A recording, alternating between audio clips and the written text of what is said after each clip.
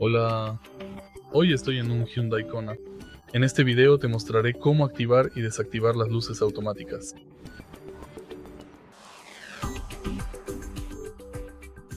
Para empezar, echemos un vistazo al lado izquierdo del volante. Justo aquí detrás tenemos esta palanca para activar las luces automáticas. Gira la parte superior de la palanca una vez hacia arriba y las luces automáticas se activarán. Puedes verlo en el cuadro de instrumentos,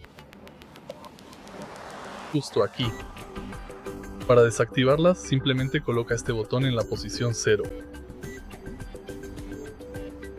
Gracias a esta palanca también puedes activar las luces de posición, las luces de cruce y las luces antiniebla.